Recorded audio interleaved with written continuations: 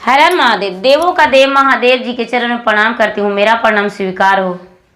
माता गौरा पार्वती के चरण में प्रणाम करती हूँ, मेरा प्रणाम स्वीकार हो।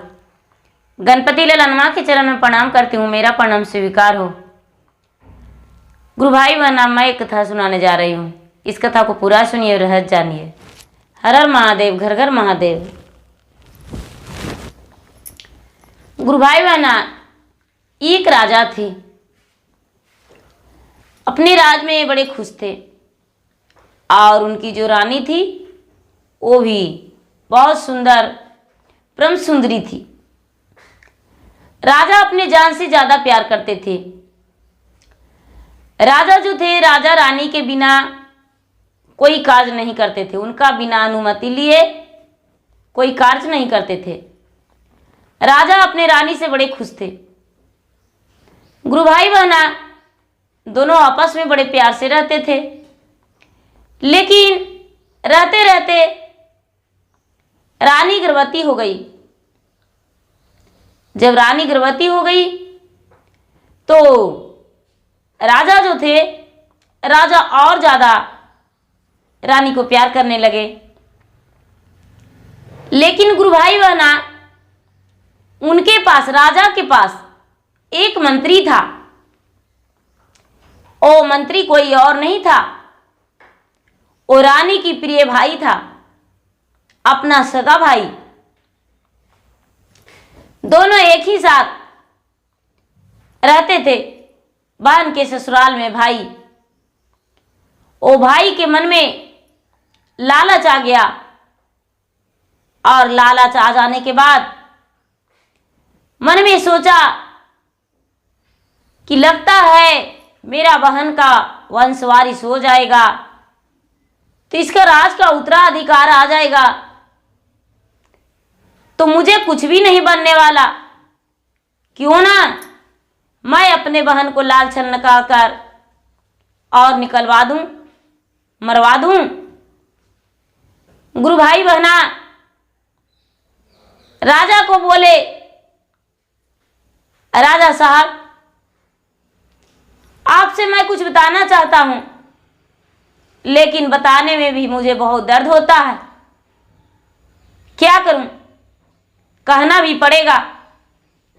राजा बोले, आप बेझिझक बता सकते हैं, क्या बताना चाहते हैं?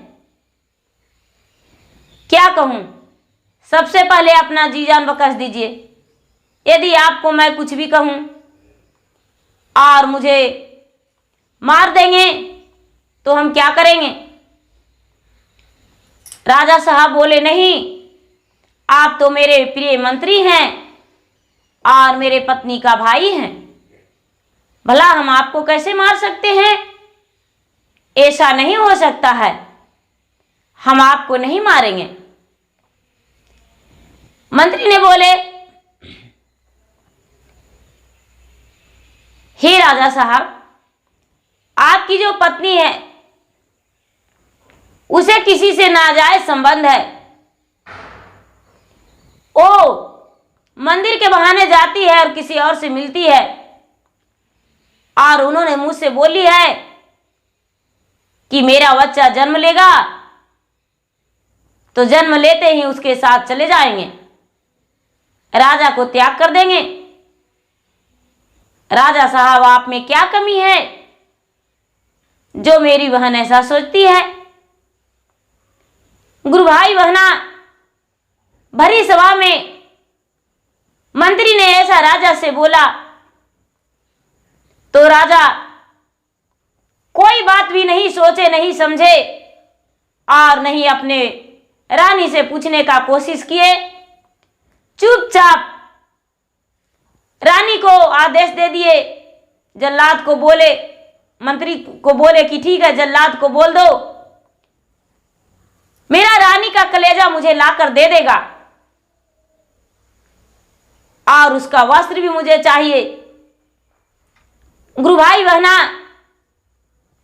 क्या किया मंत्री ने? वहां से उठकर और जल्लाद को बुलाया। जल्लाद को कहा गया कि रानी को कलेजा और वस्त्र चाहिए। रानी को लेकर जाकर और उसे मारकर कलेजा ले आओ।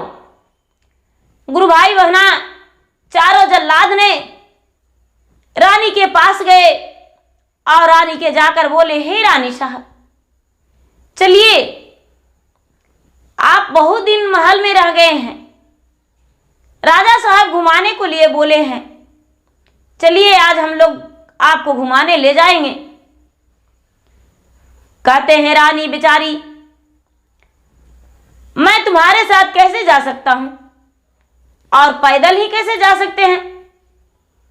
मुझे तो डोली का हार चाहिए, राजा का प्यार चाहिए, राजा को साथ चाहिए।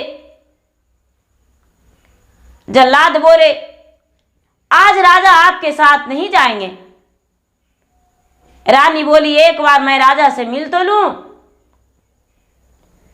एक जल्लाद जो था वो आग के काना था, वो बोला, हे रानी साहब, आप नहीं जानते, यदि सच बता देंगे तो आपका कलेजा फट जाएगा, आंखों में आंसू नदियां की तरह धारा बहेगा, आपका आंसू रुकेगा नहीं। राजा ने आपको आदेश दिए हैं कि रानी का मारकर अब कलेजा लाकर मुझे दे दो। रानी बेचारी एक बार भी नहीं सोची और एक खत लिख दी कि राजा साहब, मैं इस दुनिया से, आपके नजरों से, आपके महल से जा रहा हूं, मेरा याद मत कीजिएगा सोते वक्त। और मैं क्या ज्यादा लिखूं, आखिर मैंने क्या दोषी था जो मुझे इतनी बड़ी सजा दिए। और अपना पलंग पे चिट्ठी छोड़ दिया और छोड़कर जल्लाद के साथ चली गई।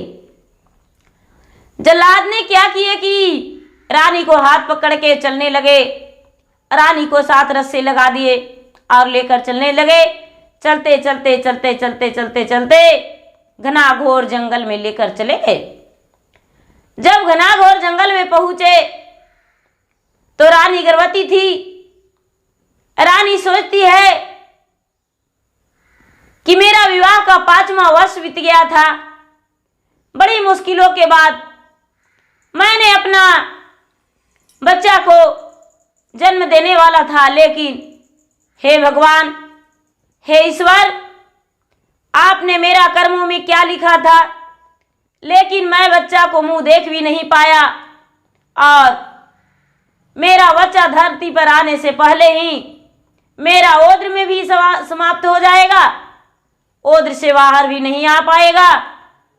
हे भगवान, हे ईश्वर, आपने ऐसा मुझसे, मेरे साथ क्यों किया? अपना कर्म ठोकते ही, पीटते ही आंखों की आंसू रुक नहीं रहा था, रानी का आवाज नहीं निकल रहा था। तब भी जल्लाद कहते हैं, अरे भाई, राजा तो निर्दया है, राजा तो पापी है, लेकिन हम लोग पापी नहीं बन सकते हैं।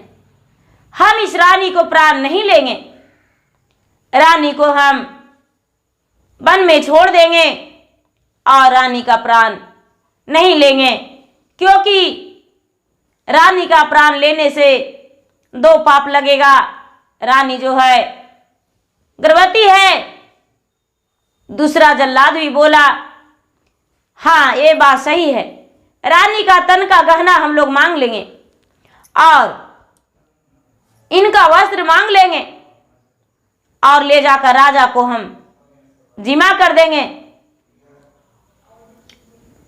गुरु भाई बहना, वो जल्लाद जो थे, जल्लाद रानी से हाथ जोड़कर विनती करके रानी के पास जाके कहते हैं, हे रानी साहब, यदि आपका जीवन हम छोड़ देंगे इस वन में, तो आप तो फल फूल पत्तियां खाकर जीवित रह लेंगे, लेकिन हम यदि आपका प्राण ले लेंगे तो आपके पास कुछ नहीं बचेगा।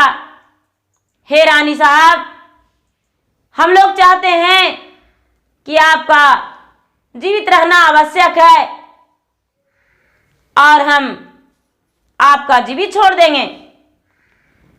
गुरु भाई बहना, जल्लाद बोले, हे रानी साहब, आप अपना वस्त्र दे दीजिए। और जल्लाद के पास, जो काना जल्लाद था, उनके पास पगड़ी था। गुरु भाई बहना, पहले के जमाना में लोग 12 गज का पगड़ी बांधते थे। उस जल्लाद के पास वही पगड़ी था। ओ पगड़ी फेंक दिया रानी को और बोला कि हे रानी, अपना वस्त्र मुझे दे दो और इस पगड़ी को लपेट लो अपना अंग में। गुरु भाई बहना, बेचारी रानी पगड़ी को लपेट ली और लपेटकर और अपना वस्त्र दे दी, सारा गहना उतार के दे दी। जल्लाद ने लाकर थोड़ी दूर आकर हटके एक मृग मार लिए और मृग मारकर उनकी कलेजे निकाल लिए और रानी का साड़ी में बांध लिए और वहां से चल दिए। राजा के पास आकर राजा को जिमा कर दिए। राजा साहब, ये आपका पत्नी का कलेजा है, आपका पत्नी का वस्त्र है, आपका पत्नी का गहना है, आप अपना जिमा ले लीजिए। गुरु भाई बहना, राजा के आंखों से आंसू तो गिर गया, लेकिन राजा कठोर बनकर ले लिए और जो रानी का कलेजा था, वो कलेजा को द्वार पर ही गड़वा दिए। द्वार पर गड़वा दिए कि चलो रानी का कलेजा यहीं पे झका रहेगा। गुरु भाई बहना, अब बेचारी जो रानी थी, रानी वन में क्या करती? वन में चारों कोना घूरती थी, उसे कुछ समझ में नहीं आता था। धीरे धीरे धीरे धीरे उसको 9वां माह चलने लगा। अब बेचारी सोचती है, हे भगवान, जल्लाद ने तो मुझे मारा नहीं, यदि जल्लाद ने भी मार देता तो मेरा जीवन चला जाता। हम दुखी जीवन इस वन में कैसे बिताऊं? मुझे तो कुछ भी समझ में नहीं आता है, आखिर मैं क्या करूं? भगवान ईश्वर ने क्या मेरा कर्मों में वनवास लिखा था, जो आज मैं वन में अपना जीवन बिता रहा हूं? और उसे एक बहुत बड़ा वृक्ष नजर आ गया। वृक्ष नजर आ गया, वो वृक्ष पीपल का वृक्ष था। उसका शाखाएं मोटा मोटा था, पूरा पत्तियां उसमें भरा था, घना घोर सुंदर वृक्ष था। धीरे धीरे धीरे धीरे ओ रानी उस पर चढ़ गई, पीपल पे चढ़ गई। उसका शाखा चौंग पूरा छितराया हुआ था। बेचारी चढ़ के उस पे बैठ गई। गुरु भाई बहना, रानी का 9वां महीना पूरा हो चुका था। रानी अपने दर्द से व्याकुल थी, दर्द से पीड़ित थी। उसे तो लग रहा था, मैं अब क्या करूं, मेरा जान आ जा रहा है। लेकिन जिसका कोई नहीं होते हैं, उसका ईश्वर ही होते हैं। गुरु भाई बहना, वृक्ष के ऊपर डाल शाखाए पर बैठी। बैठने के बाद ईश्वर का नाम जापने लगी बेचारी रानी, और उसका ओद्र से एक सुंदर पुत्र जन्म ले लिया। जब ओद्र से सुंदर पुत्र जन्म ले लिया तो रानी सोचती है कि अब मैं क्या करूं? मेरा पुत्र तो जन्म ले लिया है, लेकिन मेरे पास तो खुद का भी वस्त्र नहीं है, अपने बच्चे का क्या दूं? और जो उसके पास 12 गज का पगड़ी था, गुरु भाई बहना, थोड़ी सी वस्त्र अपना रानी लपेटकर और बच्चे का लपेटकर, बच्चे का कपड़ा उसमें लपेट दी और बच्चे का लाड प्यार करने लगी और पोसने लगी। उसी पीपल का वृक्ष का जो फल होता है, वही फल रानी खाती थी और पत्तियां चबाती थी। अब नीचे नहीं उतरने लगी। रानी का अपना जीवन से ज्यादा बच्चा का डर हो गया। मेरा बच्चा यदि निकल जाएगा, बाहर गिर जाएगा, तो मेरा जिंदगी में कुछ भी नहीं रहेगा। इस बच्चा के सहारे इसे बड़ा कर देंगे तो हम जी लेंगे, रह लेंगे, लेकिन ऐसे तो हम नहीं, नीचे छोड़कर तो नहीं जा सकते हैं। गुरु भाई बहना धीरे धीरे कई महीने बीत गए, बच्चा का इसका ज्ञान हो गया, बच्चा खेलने लगा थोड़ा थोड़ा। राजा एक था, वो शिकार खेलने गया था वन में। राजा खेलने गया था शिकार वन में, और छोटा तो बच्चा था, गोद में बच्चा था। ये बच्चा का रोने का आवाज आया। बच्चा जो रो रहा था मां के गोद में, तो राजा चारों ओर देखता है कि इस घनाघोर जंगल में बच्चा का रोने का आवाज है। अपने मंत्री से बोला, अरे देखो, इस वन में बच्चा का रोने का आवाज है, यदि चारों ओर देखो कहां क्या है। गुरु भाई बहना मंत्री बोले, हे राजा साहब, आपका दिमाग खटक गया है। इस वन में सियार बाघ का बच्चा रोएगा, कोई भी चीज रोएगा तो आपको मनुष्य आवाज आएगा। गुरु भाई बहना राजा वो निसंतान थे, राजा का कोई संतान नहीं था, और राजा का उम्र भी ढल चुका था। वो संतान के लायक भी नहीं थे कि उनका संतान हो सकता था। गुरु भाई बहना चारों ओर देखे तो राजा का नजर पड़ गया पीपल का वृक्ष के शाखा पर, इस रानी को वे वस्त्र बैठे देखकर, क्योंकि इनके वस्त्र तन पे वस्त्र थोड़ा सा भी नहीं था। अब राजा सर झुकाते हुए रानी से आराधना करके कहते हैं कि भाई आप कौन हैं इस घनाघोर जंगल में, और इस सखाए पे बैठ के क्या कर रहे हैं।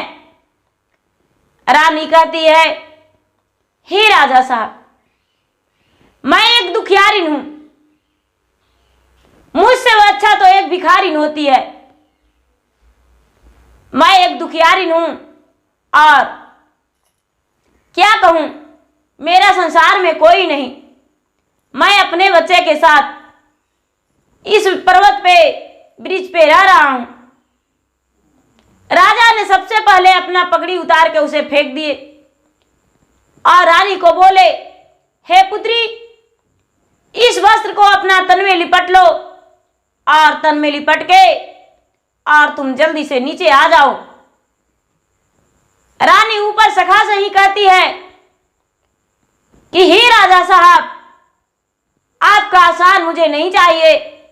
यदि आप अपना घर ले जाएंगे तो बोलेंगे मैं इसे अपना पत्नी बनाकर रखेंगे, तो मुझसे नहीं होगा। मैं वन में ही बिल्कुल ठीक हूं अपना बच्चे के साथ।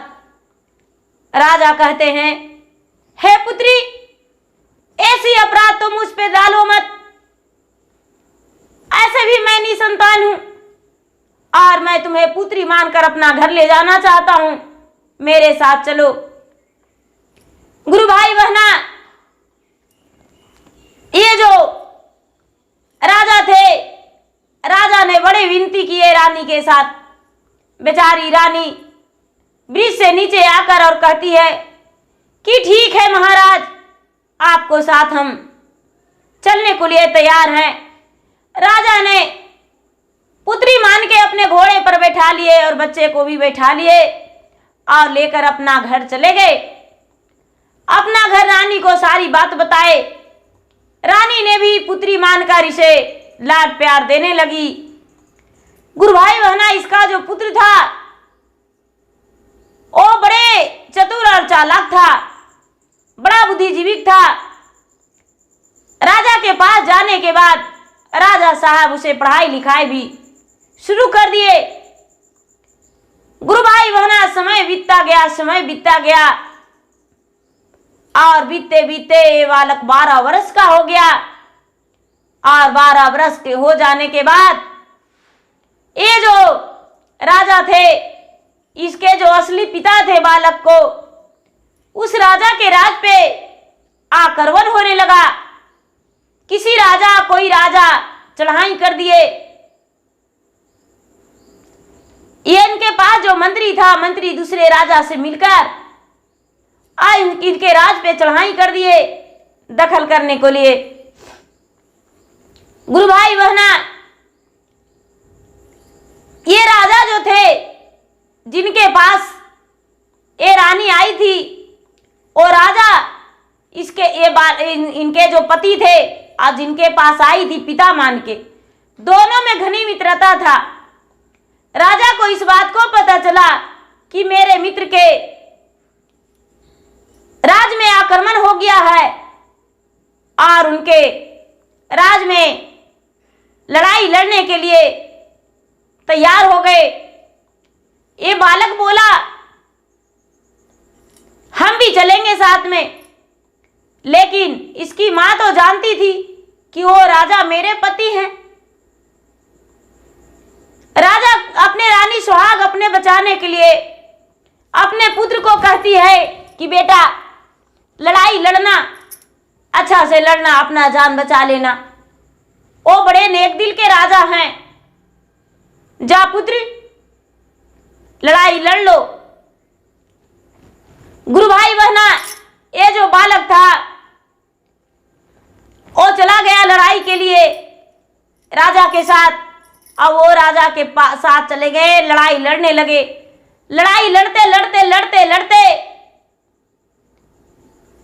बहुत दिन बीत गया, लड़ाई संपन्न हो गया, लड़ाई जो था खत्म हो गया। जो भी राजा वहां चढ़ाई किए थे वो राजा मारे गए, हार गए, उनका सेना मारे गए। ये बालक अकेला युद्ध करके और सबको लड़ाई में पराजित कर दिया। गुरु भाई बहना, ये राजा जो इसको असली पिता थे वो बंदी बने हुए थे, उन्हें बंदी बना के रखा गया था। वो बंदी बनाए हुए राजा को छुड़ाकर और राज सिंहासन गद्दी दिलवाकर और जब लौटने लगा तो राजा कहते हैं कि हे पुत्र, तुम्हारा नाम क्या है? तुम्हें देखने में तो लगता है मैं जी भर के देखता रहूं। तुम्हारा नाम क्या है और तुम्हारे माता को नाम क्या है और तुम्हारे पिता को नाम क्या है? गुरु भाई बहना, ये बालक बोलता है आप नहीं जानते, मेरी मां जो है वन में रहती थी और मेरे पिता का कोई अता पता नहीं। मैं पिता के बारे में कुछ नहीं जानता हूं।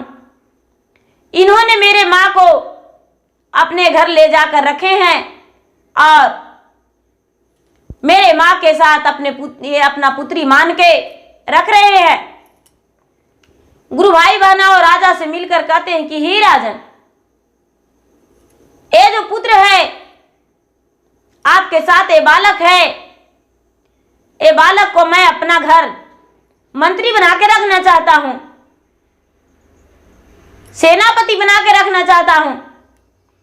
राजा बोले कदापि नहीं, इसकी मां की इजाजत के बिना हम कुछ भी नहीं कर सकते हैं। गुरु भाई बहना,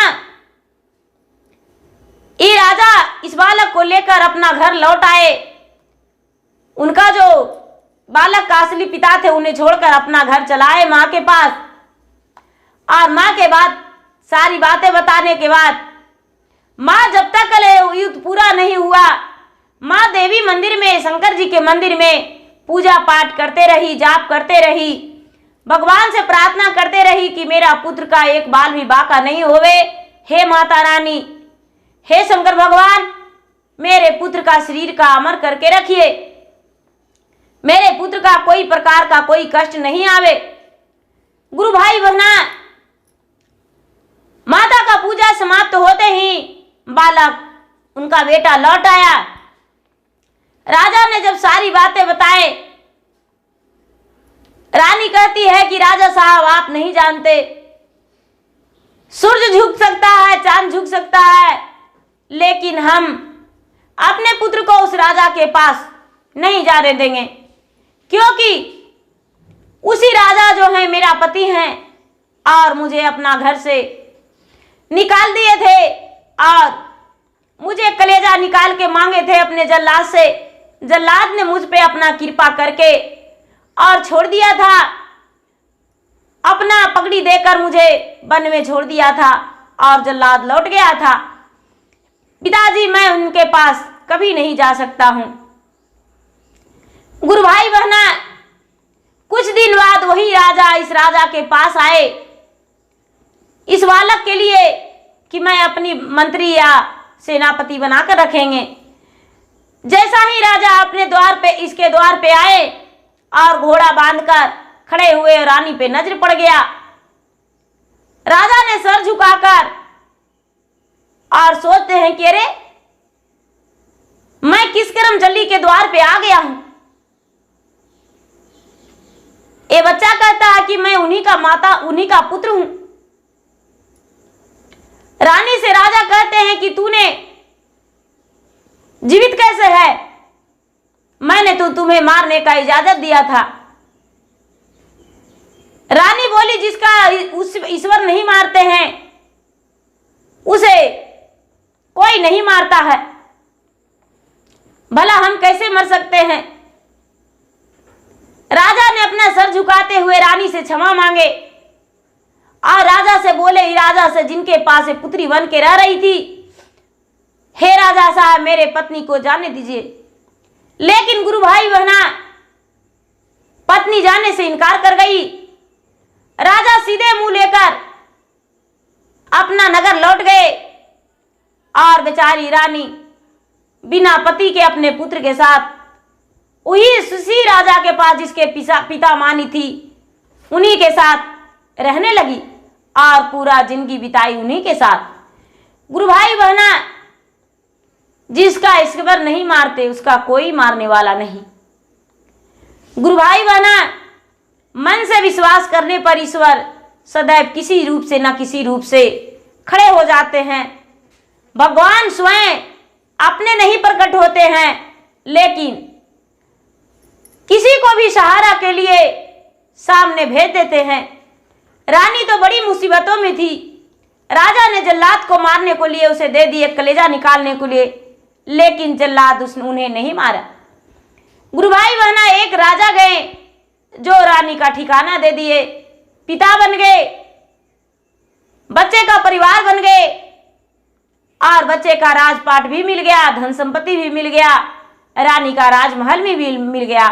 गुरु भाई बहना, रानी वही रानी बन गई जो रानी थी, लेकिन एक पुत्री के रूप में राजमहल में रही। तो गुरु भाई बहना, भगवान ही सहारा थे और भगवान सहारा ही बनकर और उसे सहारा दिए। तो गुरु भाई बहना, मेरा वीडियो अच्छा लगे तो इसे लाइक कीजिए, शेयर कीजिए, सब्सक्राइब कीजिए। और मैं इंस्टाग्राम पे भी हूँ, मैं फेसबुक पे भी हूँ। मेरा इंस्टाग्राम पे और फेसबुक पे फॉलो कीजिए, लाइक कीजिए, शेयर कीजिए। धन्यवाद। हर हर महादेव, घर घर महादेव।